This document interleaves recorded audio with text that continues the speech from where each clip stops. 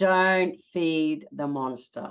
Don't feed any monsters in your life. What are monsters? Oh my gosh. We will always have some monsters in our life. From my experience, monsters are things like people who don't agree with us on social media nowadays, because I'm so out there on social media with podcasts and reels and everything and blogs and making movies and doing so many things. We attract our haters as well. It's like those people who just want to really go for it. And we get to choose if we feed those monsters or not. Okay, we know that 50% of people will love us no matter what we do. We know that 50% of people will never love us no matter what we do. And we get to choose whether we feed that monster in our life or not. Okay, so what I've learned is that we all have our own reality. And I think of this so often. I don't know why I think of it, but I just do. And I know even in my family, like, you know, us kids, 5 kids, we can have experienced a similar situation, and yet we've got 5 different stories about how we experienced it. Now, I only know I'm wearing a blue shirt. I only know this is a blue shirt because I was told this is blue. And I will argue with you till the ends of the earth if you say to me it's red. It's not red. In every piece of my reality this is blue. Okay.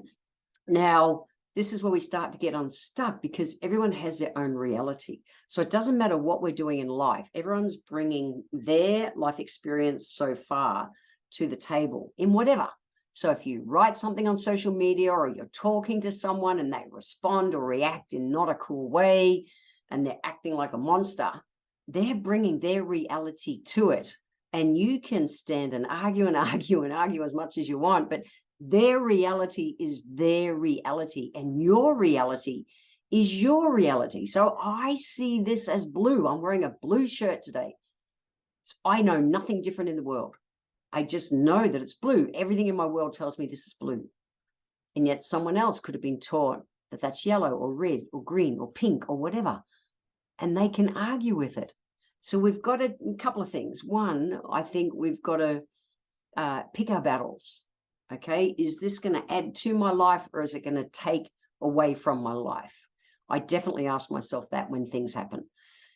Is it, because anytime it takes to deal with a monster, it's taking time off your life, and time is our life's most valuable commodity. It just is. It's it.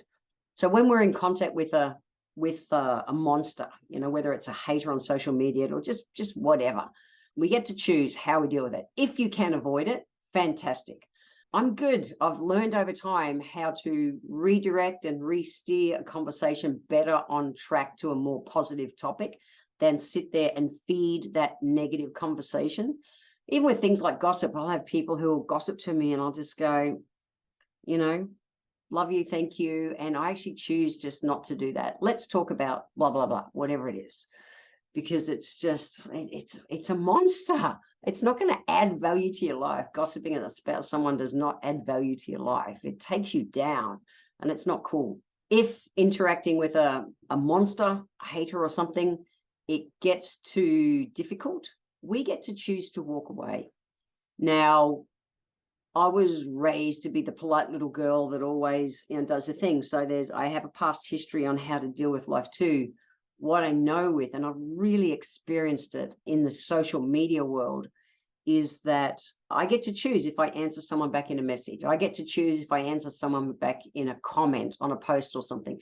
I get to choose that, where in the past I was raised that I would, you know, be a good little girl and keep my mouth shut. That's a very different energy to mindfully choosing not to feed the monster.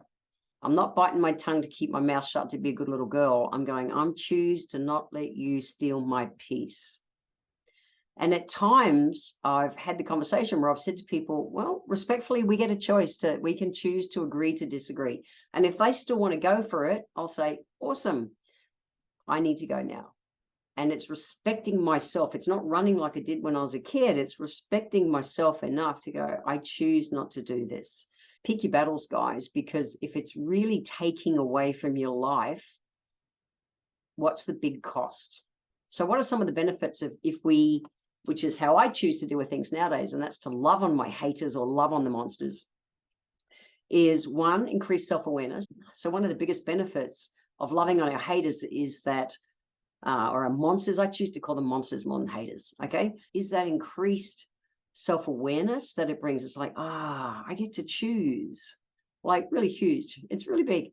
So loving on them, we can also gain insight into ourselves. We can notice what the mirrors are, our own kind of flaws, which is what I call mirrors, where we're being triggered, and we get an opportunity to grow. I believe that we attract mirrors in our life. We attract situations in our life because there's something in us that is ready for it to be loved free, for it to be blessed and released, so that we can grow and be more at peace in life and improve the quality of our life.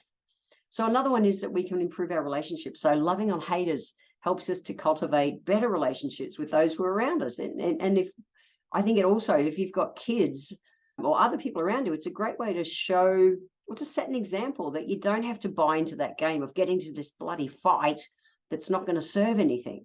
So by showing love to those who are around us that aren't so kind, these monsters, we can foster a deeper trust and respect in our relationships and be a better role model in life as well. Okay, and you never know, down the track, that person may go, oh, I could have handled that different. That's their game. We're doing these things to look after us. Okay, and the last one is increased resilience. Like seriously, when we get this, I've grown such a thick skin since being on social media. I can't believe some of the shit that gets thrown, and I've grown a much thicker skin, triggered less, and choosing just to operate in a different space. Things like social media and being really public with my life, which I've not done in the past, has taught me so much. So it's not just about having a thicker skin, but it's helped me be more compassionate because I know, or empathetic, because I know it's about them. It's not about me.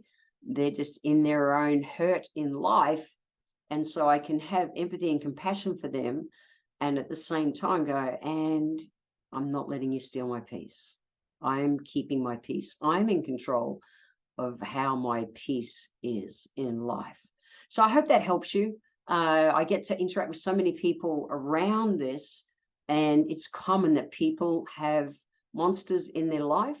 And I just wanted to speak in briefly to the point that we can be in control. So head over to my show notes, www.healthylifehacks.com.au, if you want to check out the notes I've written. And there's only one healthy life hack, and that's that the more we do this, the better we get at it. And I promise it's a skill to build because everybody has their own reality in life.